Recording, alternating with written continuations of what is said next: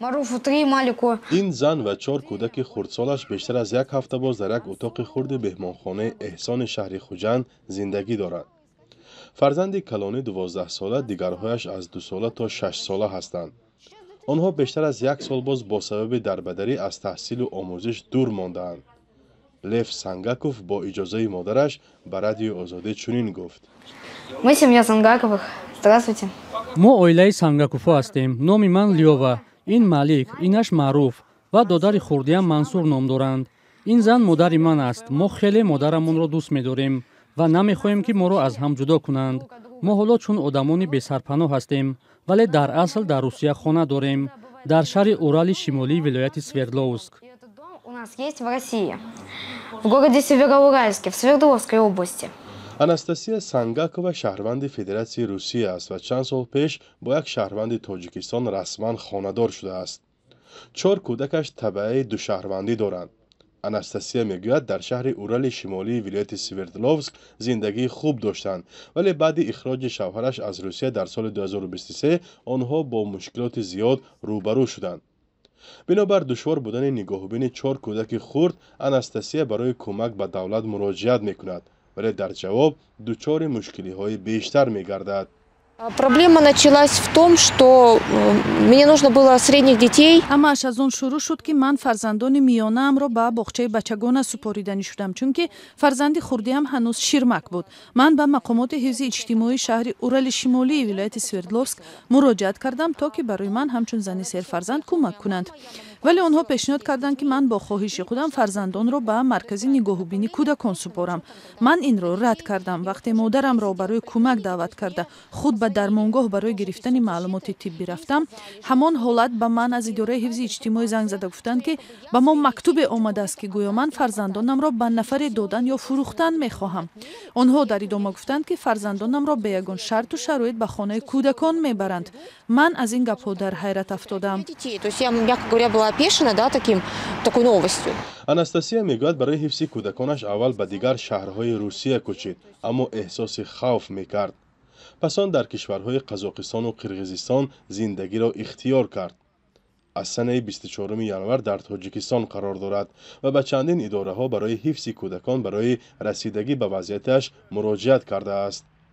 ӯ мегӯяд дар идораи паноҳандагони созмони милали муттаҳид ва ваколатдори ҳуқуқи кӯдак гуфтанд ки мушкилашро дар ин ҷо ҳал карда наметавонанд. От государства Таджикистана я, конечно же, в первую очередь... аз давлати тоҷикистон мехоҳам ки вазъияти маро дарк кунанд, то дар ҷавоб аз онҳо ҳимояро ҳис кунам. давлати русияро ба пуррагӣ ман айбдор карда наметавонам, фақат баъзе шахсони мансабдор маро ба ин ҳолат оварданд. ман мехоҳам ки мансабдорони баландпояи русия ин вазъро омӯзанд ва масъулияти хешро иҷро кунанд.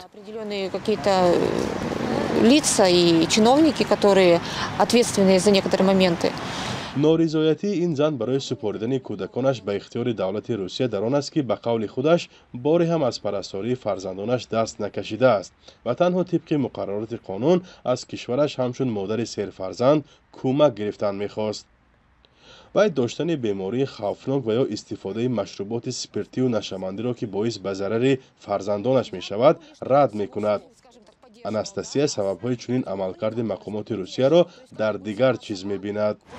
Ну, никому не секрет, что сейчас в России... ба ҳеҷ кас махфӣ нест ки ҳоло дар Русия баҳси серфарзандию камфарзандӣ рафта истодааст. яъне баъзе шаҳрвандон рашку ҳасад мебаранд ки серфарзандон аз давлат кӯмак мегиранд. онҳо ҳатто ба ман гуфта буданд ки кӯмакпулии туро мо 1 моҳи дароз кор карда мегирем, ту бошӣ муфт мегирӣ.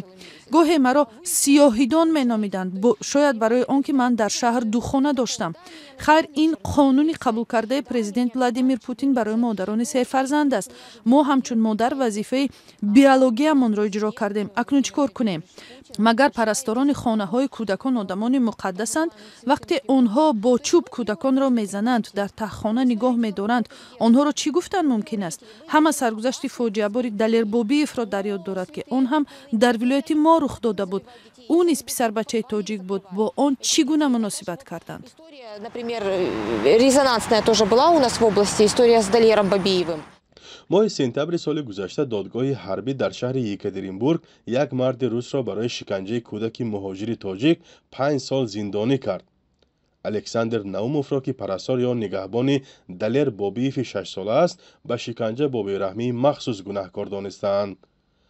پدر دلیر بابیف در روسیه برای دزدی ادای جزا میکند و پسرش را یک عائله روس به پرستاری گرفته بود. آناستاسیا میگوید نمیخواهد با پسرانش چنین حادثه تکرار شود. بنابر حجت‌هایی که این زن نشان داد، آناستاسیا با شوهر تاجیکش شهادتنامه رسمی عائله‌داری دارد، ولی او و فرزندانش را شوهرش در تاجیکستان قبول نکرده است، زیرا در تاجیکستان نیز همسر و فرزندان دیگر داشته است. نظر شوهر او به این گفته‌ها معلوم نیست و رادیو آزادی آماده است موقع او را نیز نشر کند. فعلا آناستاسیا و فرزندانش میگویند برای روزگذرانی مبلغ ندارند و انتظار کمک هستند. فرزان محمدی، رادیو آزادی، شهر خوجند.